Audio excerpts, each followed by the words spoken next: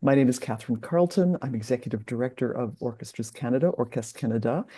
And although OC is a virtual organization, I do my work, live, and make art in Peterborough, long known as Nogajiwanong, the place at the end of the rapids, on the traditional and treaty territories of the Mississauga Anishinaabeg people. I commit to honoring the spirit of these treaties, of the treaties covering this land. Today's session will be recorded and made available on Orchestras Canada's website soon. We're using the chat box today to capture questions and comments on the presentation, and Danielle will address them following her formal presentation. But feel free to pop questions in as you think of them, and we'll address them as appropriate at the end of the presentation. Now, I think a number of you are already aware of Orchestras Canada's journey towards this work and our belief that this was an important project to undertake at this time, so I won't repeat myself. Suffice it to say, we are committed to providing you with not only inspiration, but also practical and actionable tools and resources that you can put to use with your orchestra. But enough from me. I'd now like to move on to introduce our guest today. It's Danielle Pipe of Julie's Bicycle. Danielle joined Julie's Bicycle in October 2021 as Sustainability Coordinator within the Creative Green Consultancy Program, and she supports the team across a variety of projects. Danielle holds a Master of Science in Sustainability and Consultancy from the University of Leeds, during which she completed a research project placement with Leeds 2023 Year of Culture, focusing on sustainable events and exploring best practice from events and festivals working to reduce their environmental impact. I will now, with great pleasure, pass the microphone to Danielle. Thanks so much, everyone. Thanks, Catherine, for that introduction. Thank you. It's great to be here, everyone, and have a look at some of these practical actions that we can start taking in our orchestras from now. I know you started in the first webinar looking at an overview of the impacts, so we're going to revisit some of those and have a look at where those actions can be taken. So as well as looking at some of the key practical actions, we're also going to have a look at how you can use your influence. And I'm going to have a few questions for you today as well, so you can put some things in the chat and feedback to me about how you're feeling about certain areas and your control and influence and certain areas you may be able to take action on. And also thinking about this work specifically for you in a Canadian context. So I'm not going to be bringing all the answers for you straight away. I want to have a look at some different ways of working, some different ways of doing things, while we look at these two main focus areas.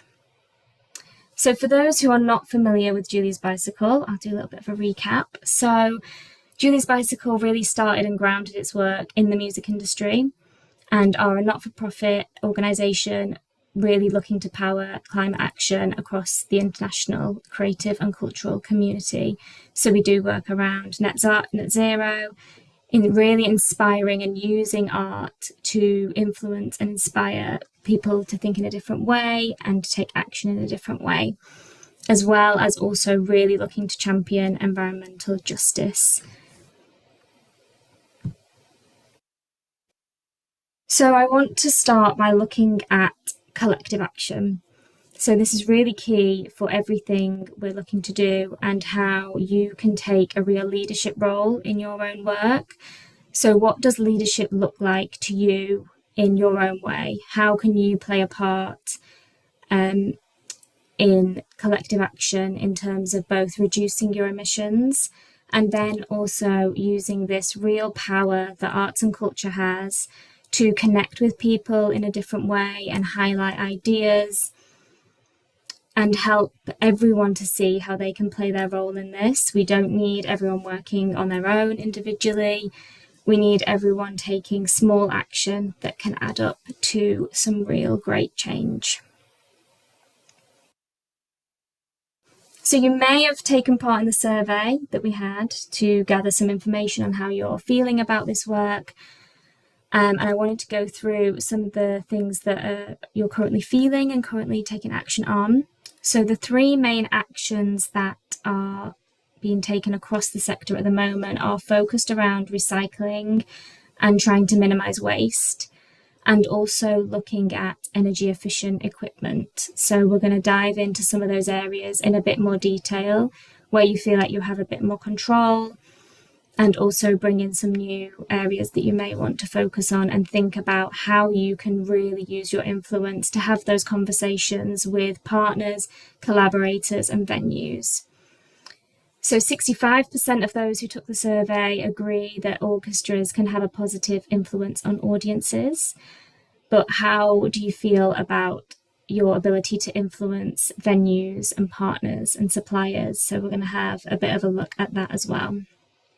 And again, some of the key challenges that we see really often are around having influence over impacts. So I'm going to really challenge you, and we're going to dive deep into that today and think about where we really can have an influence. And you may think initially that you can't, but we're going to explore that a bit more. Financial constraints, always really a challenge, and a lack of guidance. So hopefully today we'll give you some new ways of thinking and explore some ways that we can really embed environmental work into the everyday operations and activities of your orchestra. So practical actions. As I mentioned, this is not me bringing all the answers to you. We don't have all the answers. I'm going to bring some suggestions, and we're going to talk through some questions and look in the chat around how this works for you. I know there's such a variety of orchestras on the call today, and smaller and larger, and you may feel like you have different levels of influence and actions that you can control.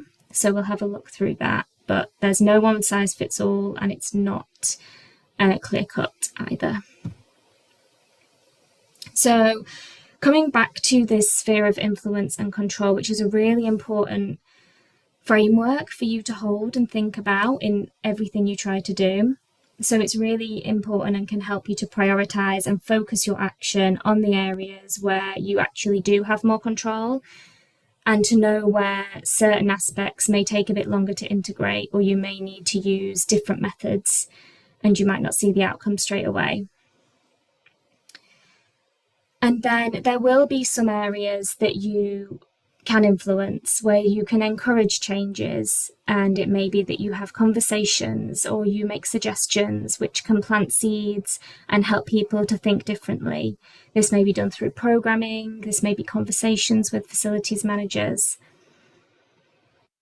And then there will be some areas that you will not be able to control, but you may be able to campaign for change in certain areas.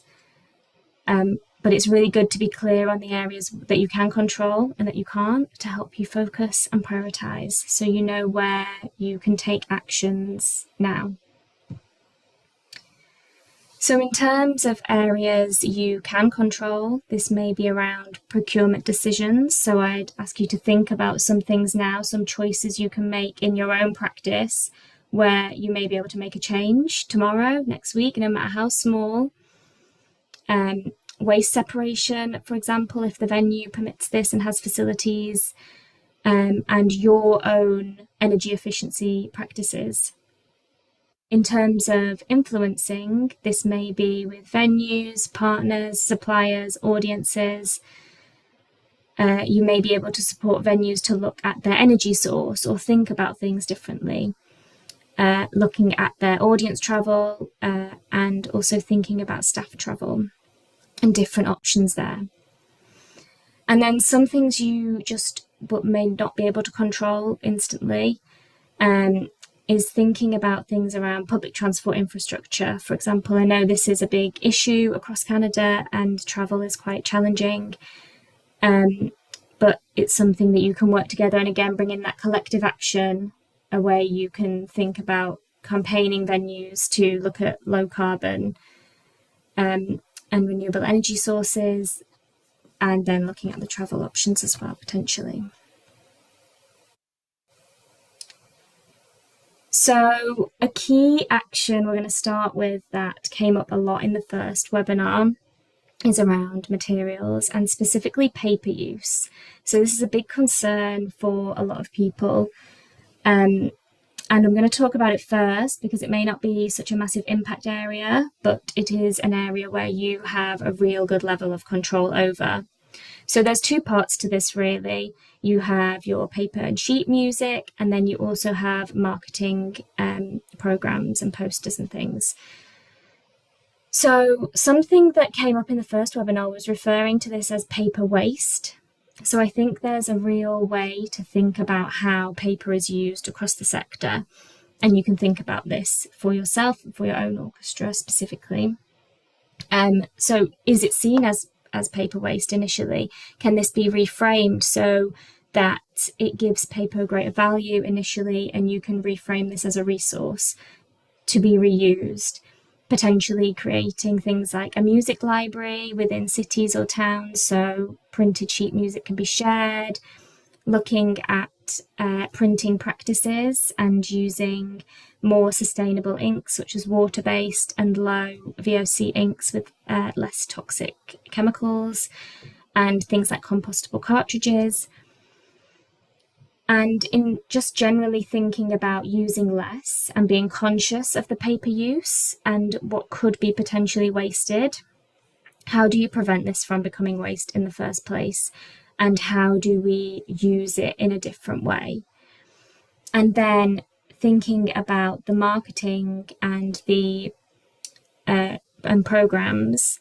It may be that you need to do an audit of how many programs or posters are printed. The venues may also request this. But could you reduce these? Can you provide digital versions of programs? Can you look at more sustainable printing suppliers? Reducing the number of pages to slim down the programs themselves, and also looking at design choices so that you can reduce the amount of ink that's being used, and streamlining the design so it can still be as visually appealing but doesn't have a greater impact on ink use. So this is an area where you probably have quite a lot of control over. It may not feel like it initially if it's how it seems like you're wasting so much paper and it's a big issue, but something that you do have a bit more control over. And an area for influence that we also talked about previously is thinking about specifically for musicians and orchestra teams. Can you, again, speaking to venues around the support they're providing for you as an orchestra visiting a venue or in your own venue that you're working in, and rehearsal spaces. Is there somewhere where you can refill reusable water bottles and everyone brings their own? Thinking about food while you're traveling, although this can be difficult in terms of packaging options, and thinking about including more vegetarian and vegan options when you're out and about and traveling around. And then in terms of an influence area for venues and audiences, encouraging venues to look at reusable cup systems. These are becoming more popular and common in the UK in terms of venues and festivals at the moment, as preventing single-use plastics and disposable cups, and also encouraging drinks in aluminium cans, which can be infinitely and easily recycled rather than plastic bottles. And this is something, again, if you're influencing it and speaking to venues about different ways of doing things, it may take time and you may not see the changes straight away. But it's something you can look at and speak about, and we'll talk about how to do this influencing soon. So in terms of travel, I wanted to show you this because it really highlights the differences of impact across different transport areas. So you can see that business class flights, long haul and short haul, have the greatest impact in terms of emissions. And then also what is interesting, which is a key point to think about in terms of your context and for audiences and musicians, is the difference in emissions from a car with one passenger to a car with four passengers. So if you can start to support and encourage carpooling across audiences, across musicians, then this can really support a reduction in emissions from travel to rehearsals, from travel to concerts. And then even further down, coach travel also has a reduction in emissions. So if you can, in some way, if people are traveling from nearby and you can get everyone to travel together, then this also supports a reduction in emissions from this activity. Generally, across travel and transport is an area of influence, but also probably an area with which is quite difficult to manage at the moment. So thinking about encouraging musicians and team members to carpool when travelling to local rehearsals and concerts can, as we saw, can really help to reduce emissions in that area. When bringing in soloists and conductors for concerts, avoiding business class flights where possible to really reduce emissions there. Thinking about coach travel for musicians and teams where distance allows. If there are concerts further away or in rural areas, and as mentioned previously, aiming for multiple dates to support the travel and make the travel more worthwhile if you are in more remote areas. And then if flights are necessary, the most emissions occur on takeoff and landing. So if you can aim for direct flights, then that will also support a reduction in emissions. And then also, what isn't included here is thinking about accommodation. So looking and speaking to different hotels or accommodation providers about what they're doing and talking about what you're trying to achieve and asking them if there's any actions they're putting in place to try and reduce their environmental impact. So I'm going to talk a little bit about audience travel as it's an important area of influence, but in the next webinar, we're going to go through audience engagement in a lot more detail. So audience travel is really key and often an overlooked area of environmental impact of arts and culture events. So this can make up 80% of emissions specifically for a music event. So the audience travel is a really big impact area and an area where you can have a lot of influence in terms of how people think about how they travel. So you may want to look at developing an audience travel survey to help you to understand how far audiences are traveling and their main method of transport. You may already know how people are already traveling, but it's good to get an idea and see that written down from audiences. It's a good idea to be able to incentivize audiences to choose alternative travel. For example, if you want them to take part in the travel survey, have entry to a draw for free tickets, for example, when they answer a travel survey, or if they carpool, then you can get them to tell you that. And you could also look at supporting car sharing in the local area. So if there is a carpooling organisation that you may be able to signpost people to, and if you do this in collaboration with talking about what you're trying to achieve with your sustainability ambitions, that can support people to take different actions and try things they may not have thought about before. Providing public information of your sustainability efforts.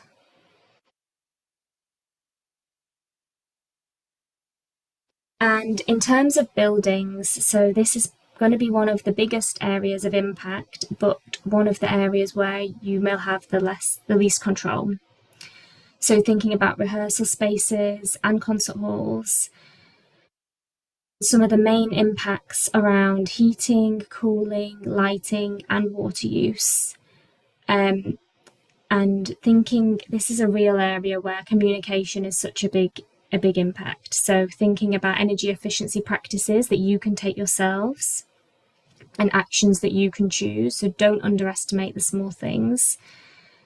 thinking about the tools you can use to communicate this. So I'm going to talk a bit more about the Green Charter that we're going to develop as part of this program to support, which can support your conversations with venues in saying, this is something we've signed up to, we're committed to take these actions. How can we support you on with your environmental actions as well? And this may be a policy which brings in specific areas that you are specifically committed to, and areas that you really want to make progress on. So having conversations with the building's facilities manager, understanding the building's energy use and supply, and things like their recycling systems, because you could put in an action and say that you want to start recycling more, but the venues may not have suitable facilities for this. So even just asking the question around their recycling systems, around their energy use and supply, can start to get people to think about this. And then also, while you're at the venue, is there anything that you're trying to do? So you're trying to support these environmental issues, and is to support the venue. So it's collaborative action and it's collective action. It's not about the venue doing their thing and you doing your thing. We need to be working on this really collaboratively. So it would be great to get some ideas in the chat around any areas of action that you think you may have control over, or you may be able to influence. And there may be some things I haven't mentioned, but I really want you to challenge yourself. So if your initial reaction is, oh no, I've tried all these things and I feel like I have no control, what small thing could you choose to change in the way you work specifically?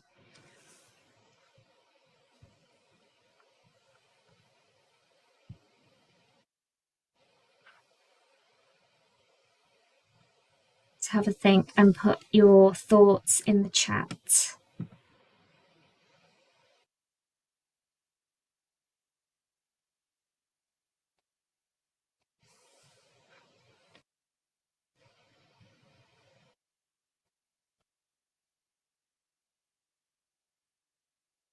So biggest area of change control is paper use. Catherine, would you be able to check on the chat as well and support me with the French comments? Sure. What I'm reading is to favor local sourcing whenever possible. Boran just beat me to it. So the whole business of having a purchasing policy that focuses on local.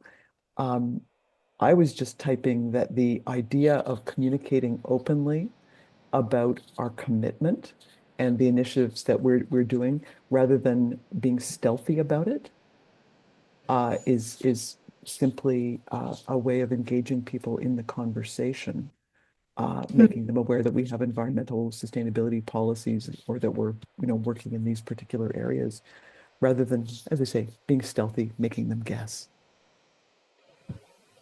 Yeah, absolutely.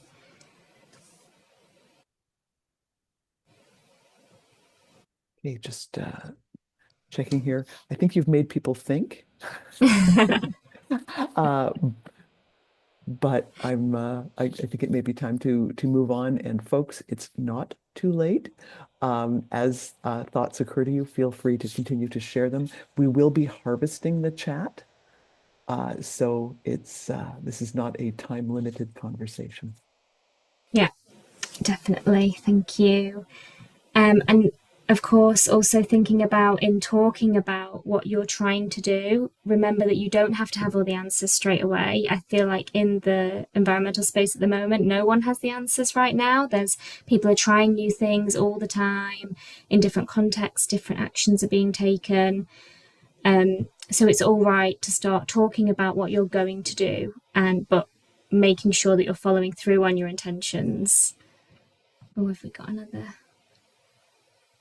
comment? We've already converted to digital parts, no more paper music. Should move to rechargeable batteries for musicians' Bluetooth page turn pedals if possible, to avoid the environmental impact of using and discarding non-rechargeable batteries. Yeah, great point, Margaret. Thank you. Okay, so now we're going to have a look at this direct control and influence. And it looks very clear-cut here. As I said, it's not clear-cut, and it will completely depend on your specific orchestra, how you work.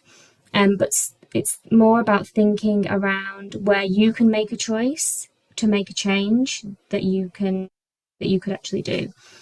So thinking about direct control initially, potentially looking at how musicians and teams travel to rehearsals and concerts. If you specifically as a musician can make a decision and you could set up a carpooling group at your orchestra and have journeys shared for rehearsals and concerts.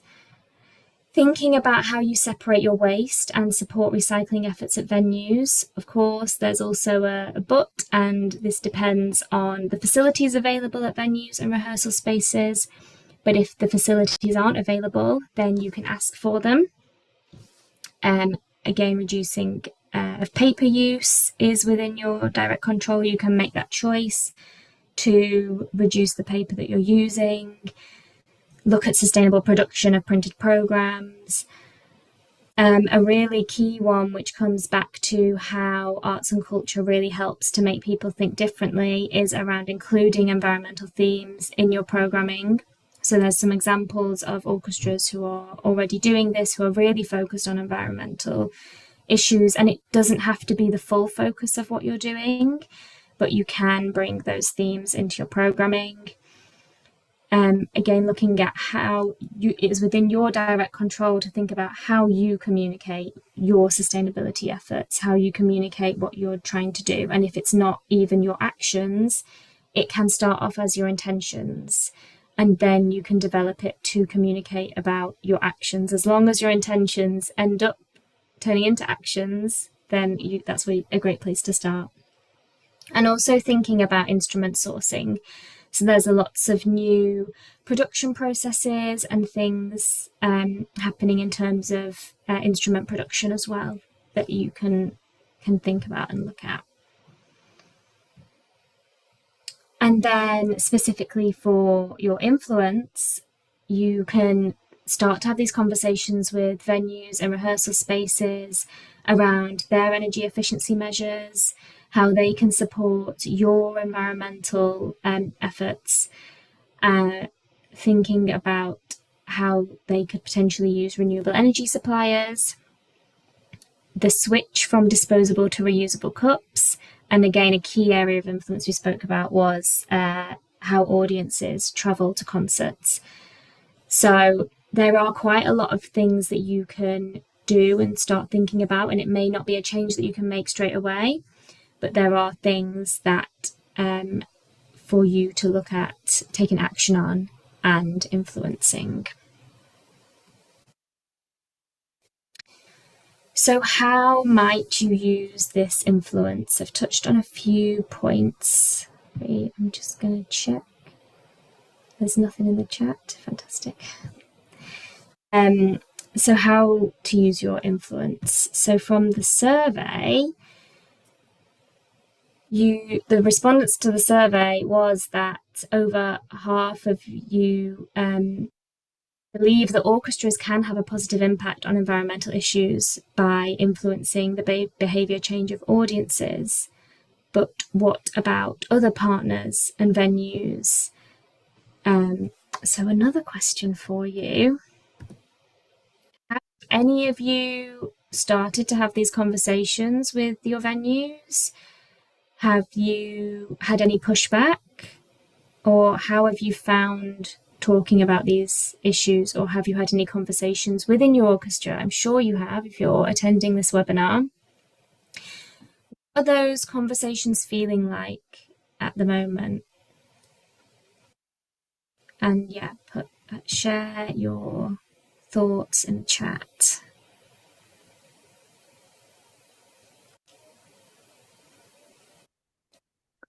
I feel like I should have music to play. Aha! Okay, so composting is now available in the venue used by the Orchestre Symphonique de l'Estuaire. So that's a leap forward in terms of both, I don't know, presumably catering waste, snack time, that kind of thing.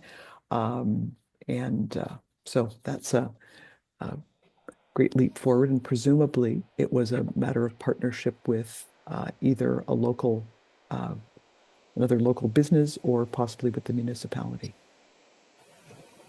Fantastic. And that's a step beyond recycling because I think everyone thinks about recycling as an initial step, and composting almost seems to be an extra thing that people are thinking about. So that's great. So, have you had any conversations with venues about this? One of my pet peeves, I'm just curious to hear what others might contribute, is often it's really challenging to find good, secure bicycle parking near concert halls. Has anyone had any success with that? Is that something that colleagues are seeing across the country?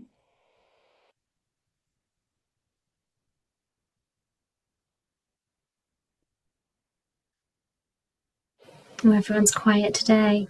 Yeah, it's the morning after the night before. I think many people, the election results came through very slowly last night. I don't know about Yeah. anybody else, but it may be that we're all in a bit of a state of slumber, with the exception of our colleague from the Orchestre Symphonique de l'Estuaire.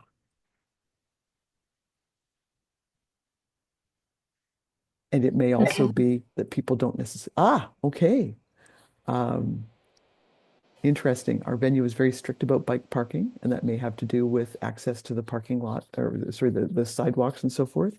An initiative to Mm. encourage alternate methods of transportation, but the venue prohibited it. So, interesting combination, I suppose, of um, perhaps being interested in trying something, but running into other bylaw restrictions. Yeah. I wonder if that's a possible issue. Okay. Okay, then. Well, we'll move on. But if anything does come to you, feel free to put it in the chat and we'll come back to it. But if you have had any conversations like that, I think especially with the influencing side, it can be very challenging. It depends who you're speaking to. It may be that there's one person at a venue who is really engaged and really excited and wants to support you with this, and you may speak to other people and you may get a lot of pushback and it may be really challenging, as we've seen. But it's really good to just continue having those conversations, even on a just really casual basis. And hopefully, the charter that we're developing is going to help as a tool to support you to have these conversations, because you can then have something that says, we've signed up to this, we've committed to these actions. How can we support you with your environmental efforts, and how can you support us to meet these commitments? So it feels very basic, but there's a lot of power in just having these conversations in terms of helping you to remain conscious and aware of your environmental impact. So there's also an issue where environmental action can feel like an extra thing you've got to do, another thing you've got to think about. So it's around thinking over time, trying to bring environmental issues into everything that you're doing. Talking about what you are trying to do can spark that idea for someone else. It can plant that seed. It can help people to think differently. Shows people what is possible. We are trying to get examples from this work. We're going to have a lot of examples in the guide that we're producing to showcase what you are already doing, because I'm sure there is amazing work happening across all of your orchestras. And we need to highlight things that people are doing, no matter how small you feel they are. Everything builds up to that collective action, and nothing is too small. Everything is impactful. And collaboration is huge among orchestras within specific regions, among you and your partners and your suppliers and your venues. Really important to be having those conversations and not trying to do everything on your own. So the Green Charter that we are developing as part of this work can be used as a tool to support these conversations. So it is going to be a document, sort of like a manifesto that you can sign up to as an orchestra, and it will outline specific commitments that generally orchestras across Canada are signing up to support climate action. And this can be used to support conversations and collaboration with venues to support both sides' sustainability efforts and work. And this may also be used alongside your own policy if you already have one, or you may want to develop a short policy to specify the actions that your orchestra, and can also help you to talk about your progress and have another place for you to talk about what you do. So an example here from Orchestra for the Earth, who develop all of their work and all of their programming is environmentally focused to really work on that influence aspect and support climate action from audiences and venues, and they're really public about talking about it. So they have an initiative where tickets are purchased, they donate money to environmental causes, but they're very clear in talking about how this is not offsetting of their impact specifically, but it is an additional donation to support wider environmental causes. So talking about this, and I mentioned had on a previous slide around a venue, talking about how they are selling water in cans, which is providing donations to support water availability. So from this work, we will be having a Green Orchestras guide specifically for Canada and the Charter, as we've spoken about, which can really support galvanising this collective action for national and sector-wide ambition across all different types of orchestras. We know that there's so many different activities and a great variety in orchestras across Canada. So this can support everyone in the main core principles that we're looking at, and also work to strengthen the resilience of the sector. We keep an eye out for these coming up soon. We have a final webinar on the 3rd of June, which will look more at audience engagement. And make sure to look out for the Charter and sign up for it as a manifesto so that you can say that you are taking these actions and this is really key and important for you. And that can support your influencing actions of other venues and suppliers. So I have time to take questions if anyone has any questions, and we can build on some of those previous discussion points. But is there one action from this that you think you can take right away that you hadn't been able to take before, or you can start to put in place for your orchestra? Let's see. Please add any thoughts in the chat if you have any questions.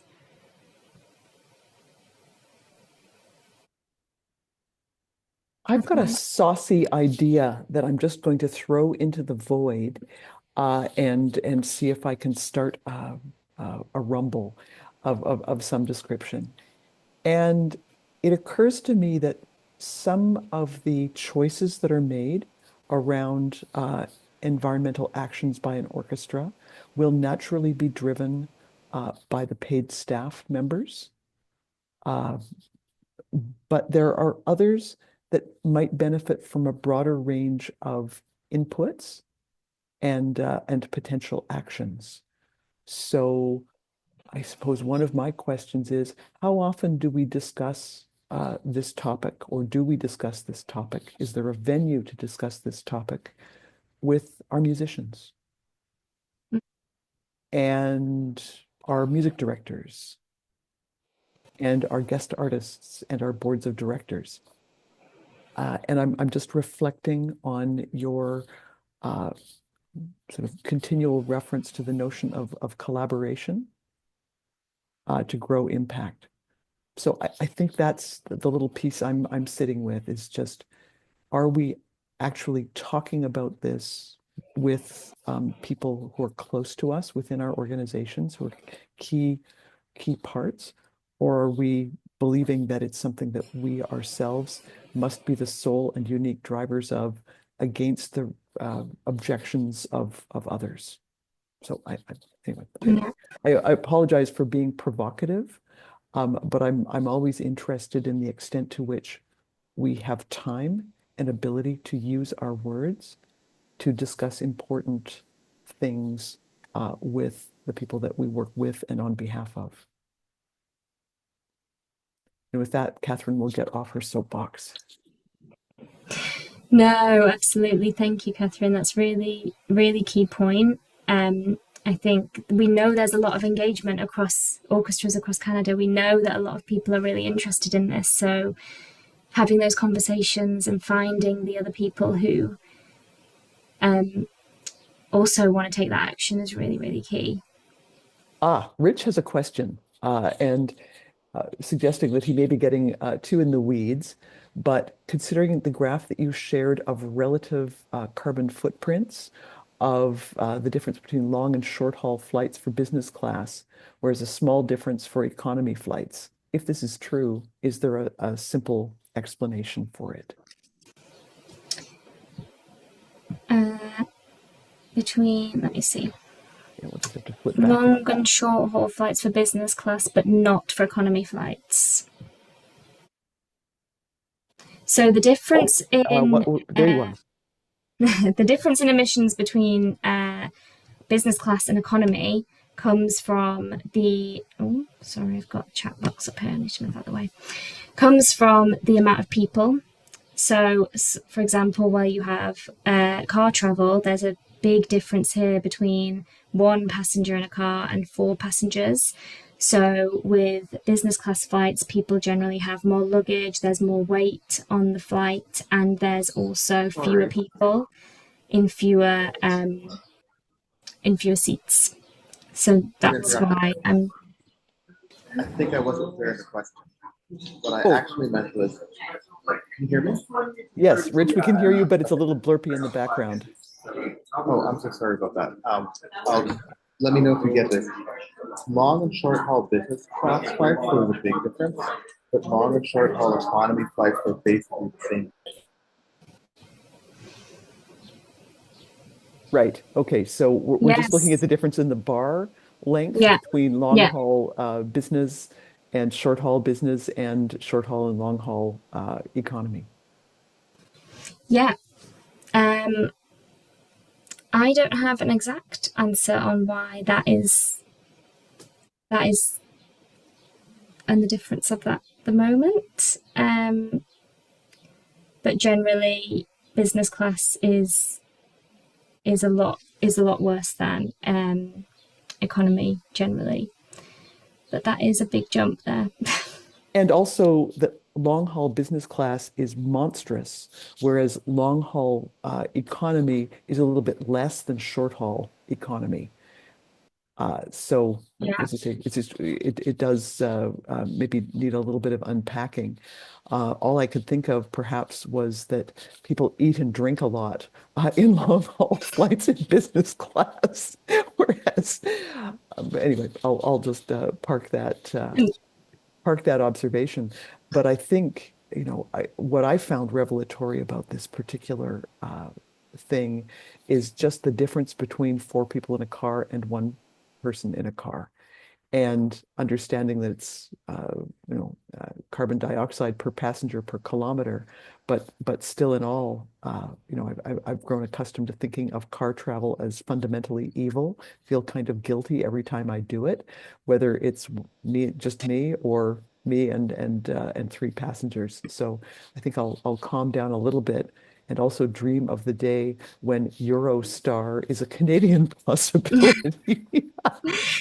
I know. I think that's the key point as well, in that looking at this in a Canadian context and thinking about what is possible for you at the moment. And if car travel is the most popular method, it's the most available method, then what is the best way of reducing the impact of that generally?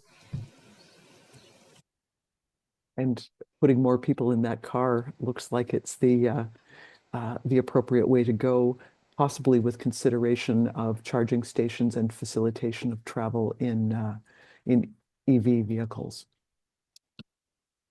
as a tip of the hat. And we won't discuss the brand of EV vehicle. We'll just leave that to folks. So I think the question is still out in terms of what Danielle has shared with us today. Any comments, questions, or things that would cause you to think there might be something we can do here that would be a really interesting first step and consonant with our desire to take care of our audiences, our artists, our staff team. Ooh, okay. Not a question, but to add some challenges we can face, our offices at Place des Arts in Montreal do not offer composting services. We have submitted several requests, but unfortunately the situation has not changed. It doesn't appear like it will soon. Small other details, limited control over the temperature, which cannot be below 20 degrees. Sometimes even when we attempt to initiate change, it doesn't lead to direct results. Okay, this is forceful. As a result, we are currently considering relocating to a more eco-responsible space that aligns with our values. Wow, amazing. And this reminds me of something that one of Danielle's colleagues, Chiara, said to me in terms of conversations with venues and other sort of authorizers or folks with more power in the discussion, is there can be, what is it? Discuss. Oh, I'm trying to remember. There was three levels of pressure that somehow run from making a suggestion through to requiring something as an absolute of the continued relationship. Mm.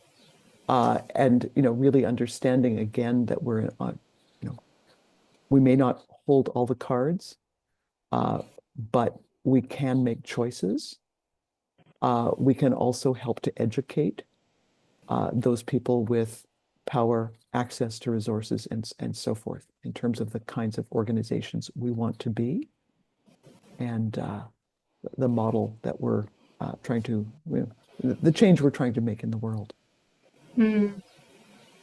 That's an amazing example of you've tried, you've asked the question, and now it's time to look for another option where you may find people who are more receptive to what you're trying to achieve as well.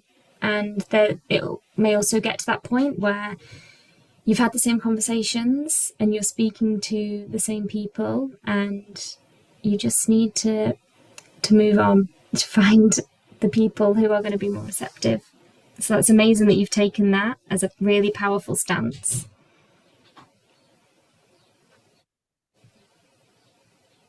Absolutely.